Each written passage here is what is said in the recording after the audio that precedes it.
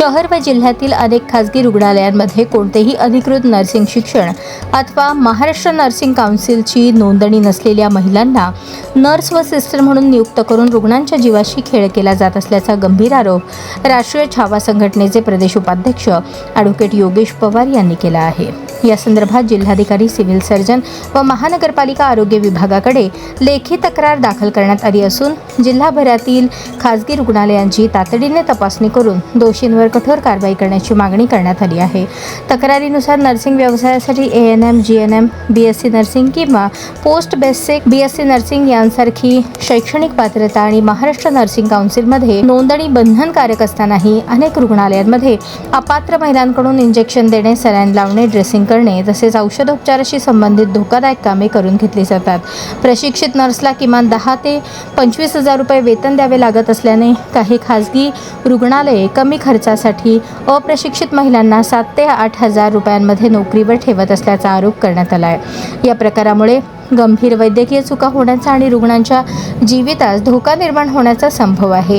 राष्ट्रीय छावा संघटनेचे ॲडव्होकेट योगेश पवार यांनी प्रशासनाला 15 दिवसांचा अवधी दिला असून या कालावधीत तपासणी व कारवाई सुरू न झाल्यास सोलापूर जिल्ह्यातील प्रत्येक खासगी रुग्णालयासमोर जन आंदोलन छेडण्यात येईल।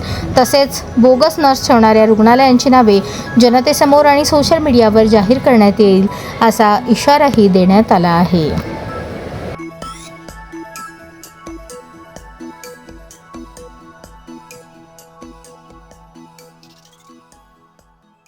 सिटी आणि ग्रामीणमध्ये जेवढेही हॉस्पिटल्स आहेत, खाजगी हॉस्पिटल्स असतील किंवा शासकीयचा शक्यतो विषय येत नाही, पण जेवढेही खाजगी हॉस्पिटल्स आहेत त्या हॉस्पिटलमध्ये जे सिस्टर म्हणून जे आहेत, नर्स म्हणून आहेत, त्यांची शैक्षणिक पात्रता नसताना सुद्धा त्यांना काही हॉस्पिटल स्वतःचा धंदा वाढवण्यासाठी किंवा उत्पन्न वाढवण्यासाठी किंवा खर्च कमी करण्यासाठी जे शैक्षणिकदृष्ट्या अपात्र आहेत, जे GNM, ANM पास नाही आहेत किंवा नर्सिंग कोर्स पास नाही आहेत अशांना ठेवतात।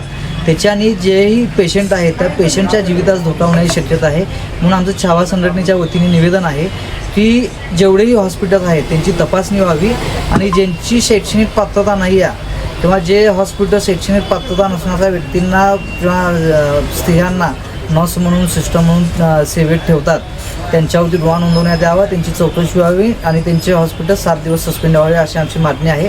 अन्यथा 15 दिवसामध्ये ह्या जर तपासणी होत नसेल तर 15 दिवसामध्ये प्रत्येक हॉस्पिटल पुढे आम्ही ठिय्या आंदोलनाचं छावा संघटनेच्या वतीनं आंदोलन करण्यात येईल हे माझं मागणी आहे शासनाकडे।